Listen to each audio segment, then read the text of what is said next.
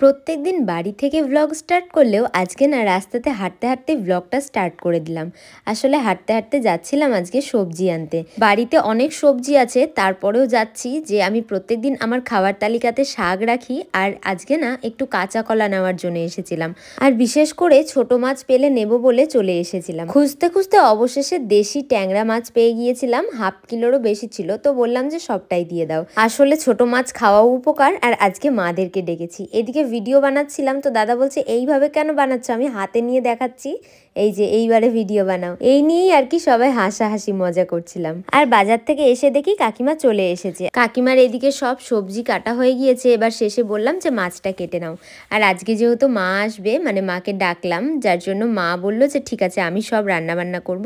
তাই কাকিমা সব কেটে বেছে দিচ্ছে আর মা রান্না বান্না করবে। আসলে মারা আসার কোনো রকম কথাই ছিল না, কারণ কালকে আমি মায়ের ওখান থেকে ঘুরে এলাম। আর এর আগের ভিডিওটাতে তোমাদেরকে বলেছিলাম যে রাত্রিবেলা হঠাৎ করে শরীরটা কিরকম খারাপ করছিল, অস্থির লাগছিল, আর সারাটা রাত আমি ঘুমাতে পারিনি, জানো তো, জেগে বসেছিলাম। আর সারা রাত যেহেতু ঘুম হয়নি, সকাল থেকে শরীরটা কিরকমই একটা লাগছে। আর এই সময় না এইরকম হলে আমার ভীষণ ভয় লেগে যায়, যার জন্য মাকে বললাম যে তুমি এসো, ভাইয়ের তো রাত্রি 8টা থেকে পড়া আছে, তুমি তার আগে বাড়ি চলে যাবে, তাহলেই হবে। সেরকমটাই মা এসেছিল। তো মাত্র স্নান ধান সেরে উঠলাম, মাথাটা একটু ঘষলাম, এখন খাওয়া দাওয়া করবো। সকাল থেকে কিচ্ছু খাইনি, আর আমার শরীরটা এতটা খারাপ, মাকে ডাকলাম যে মা আসো। মারা এই মাত্র এলো, কাকিমা সব কাটা বাছা করছে, আর মা রান্না বান্না করবে। শরীরটা এত খারাপ, মানে কি বলবো, রাতে ঘুম হয়নি পর্যন্ত। চলো সব কিছু শেয়ার করছি তোমাদের সাথে। আগে খাওয়া দাওয়াটা করে আসি, সকাল থেকে কিছু খাইনি, দুটো বিস্কুট খেয়েছি। কটা বাজে বলো তো? 11:30। চলো আগে খাই। দেখো 11:30 বাজে, এখন সকালবেলা খাওয়া দাওয়া করবো। আজকে অনেকটা দেরি হয়ে গিয়েছে। তো এখানে আমি গরম গরম ভাত ফুটিয়েছিলাম, আর কাঁচা কলাটা আনলাম, সেটা সেদ্ধ করা হয়েছে, শাকটাও হয়ে গিয়েছিল মায়ের। আর মা আসার সময় গরম গরম ঘুগনি করে এনেছিল। সকালবেলা এই দিয়েই খাওয়াটা শেষ করব। আর এদিকে দেখো কাকিমা রুটি ভাজছে, আর মাও রান্না করছে। তো দুজন মিলে মনের আনন্দে গল্প করছে আর রান্না বান্না করছে। দেখো এদিকে কি কি রান্না হচ্ছে সবকিছু একেবারে পরে দেখাচ্ছি। আর কাকিমা রুটিটা ভেজে দিয়ে চলে যাবে বাড়ি। আর আমি কাকিমাকে বললাম যে রান্না হয়ে গেলে আমি তোমাকে ডাকবো, তুমি কিন্তু অবশ্যই আসবে মাছের ঝোলটা টেস্ট করার জন্য। আসলে জানো তো, কাকিমা আমার একদম নিজের মানুষ হয়ে গিয়েছে। আমি যেটাই রান্না করি কাকিমাকে একটু টেস্ট না করালে আমার যেন মনটাই শান্তি লাগে না। আর কাকিমা আমার হাতের রান্না এত পছন্দ করে, এত ভালো ভালো রিভিউ দেয়, তাই জন্য না আরো বেশি বেশি করে টেস্ট করায়। নিজের তারিফ শুনতে কার না ভালো লাগে বলো দেখি। যাই হোক, এদিকে দেখো স্নান ধান তো শেষ, খাওয়া দাওয়া হয়ে গিয়েছে। এখন আমি আর ভাই রোদ পোয়াতে পোয়াতে একটু কুরকুরে খাচ্ছিলাম। চলো ওইদিকে রান্না বান্না হয়ে গিয়েছে, দেখাই কি কি রান্না হয়েছে। এদিকে মা আসার সময় ঘুগনি এনেছিল, এদিকে বাবু হচ্ছে ঝোলে মাছ খায় না বলে ভাজা মাছ উঠিয়ে রেখেছে। এটা হচ্ছে আলু ফুলকপির তরকারি। এখন কি আছে? কালুটার তলে শাক। এটা হচ্ছে শাক, এটা মানে মাছের ঝোল, ট্যাংরা মাছের ঝোল। এটাতে রুটি আছে রাতের, আর ভাত। ব্যাস, কাঁচা কলা সেদ্ধ হয়েছিল সকালে, আছে এখন একটু একটু করে হয়েই যাবে। এখন খাওয়া দাওয়া করবো সবাই। তো রান্না বান্না সব কমপ্লিট। বাবা এখনো আসেনি, বাবা না এলে মা খাবে না, ওই জন্য বাবা ভাই আর মা একসঙ্গে খাবে বললো। আমি আর তোমাদের দাদাভাই এখন খাবো। তোমাদের দাদাভাই এই মাত্রই এলো, আর আসার সময় কি এনেছে জানো তো? তোমাদের একটু পর বলছি, দাঁড়াও। এখন দেখো আমরা দুজন মিলে বকবক করতে করতে খাওয়া দাওয়া করে নেবো। আর আমি কি যে বলছিলাম ওকে, কে জানে। আসলে এরকমটাই সব সময় হয়ে থাকে, তোমাদের দাদাভাইয়ের সাথে আমার কথাই ফুরোয় না।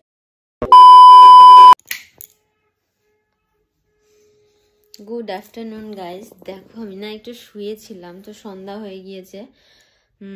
ঘুমাইনি, আমি ফোন দেখছিলাম শুয়ে শুয়ে, একটু এডিটিং বাকি ছিল সেগুলো করছিলাম। তো দেখছি সন্ধ্যা হয়ে গিয়েছে, যাই লাইট টাইটগুলো দিই। আর মা তো ওই বেলায় খাওয়া দাওয়া করে চলে গিয়েছে, সব অন্ধকার হয়ে গিয়েছে। যেহেতু ভাইয়ের পড়া আছে তাই, যেহেতু ভাইয়ের পড়া যার জন্য আর থাকলো না। এমনিতেও মা আসলে পরে সেরকম একটা থাকে না। যা জানো, ছাদে জামা কাপড়গুলো মা দিয়ে এসেছিলো, ব্যাস ছাদেই আছে, আমি তো উপরে উঠি না। উঠলে পরে তোমাদের দাদাভাই বকাবকি করে, যার জন্য। তো তোমাদের দাদাভাই আসবে, তারপর জামা কাপড়গুলো তুলবে। ততক্ষণ আমি একটু জল ছিটিয়ে আর ধূপকাঠিটা দিই। তারপর প্রচণ্ড খিদে পেয়ে গেছে আজকে, দেখি, তারপর একটু কিছু খাওয়া দাওয়া করতে হবে।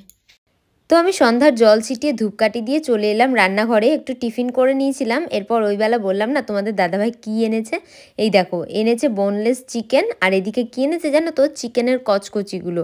তো আমি ওকে বললাম এইটা কেন আনলে, বললো যে হঠাৎ করে খাওয়ার ইচ্ছে করলো, দেখছিলাম যে দোকানে সব নিচ্ছিল তাই আমিও নিলাম, রান্না করবে তো বেশ কষা কষা করে। তা আমি বললাম ঠিক আছে, এনেছে যখন রান্না তো করতেই হবে। এদিকে দুধ দিয়ে গিয়েছে, সেটা জাল দিয়ে নেব। দুধটা জাল দিয়ে এদিকে চিকেনগুলোকে সাইজ করে কাটতে চলে এলাম। প্রত্যেকবার তো বোনলেস চিকেন পিস করেই দেয়, এইবার কে জানে অন্য জায়গা থেকে নিয়েছে নাকি, যার জন্য পিস করে আনেনি। তো ভালোই হলো, আমি আমার মনের মতো করে আর কি পিস করে নিলাম। নিজের কাজ নিজে করতে বেশ ভালোই লাগে, নিজের মনের মতো করে শেপ দিয়ে নিলাম। তো চলো চিকেনগুলোকে বেশ সুন্দর করে কেটে নিচ্ছি। তো সবটা আজকে করব না, কিছুটা আজকে করব আর কিছুটা রেখে দেবো।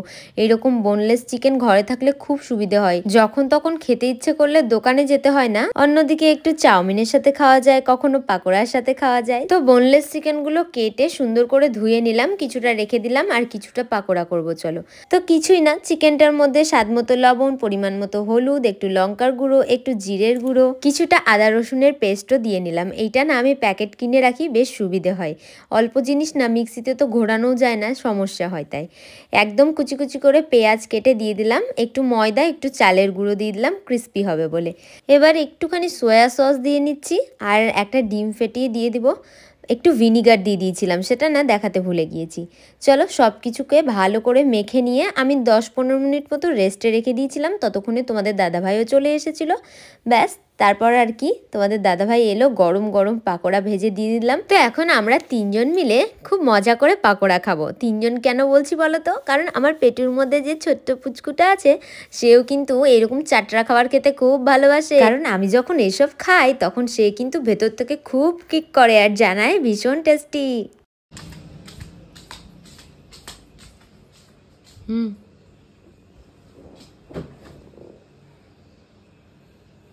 খাও।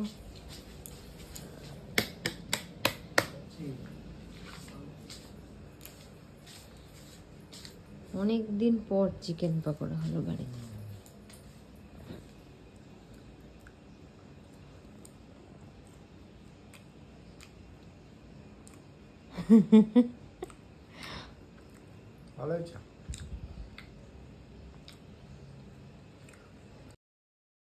Thank you for watching.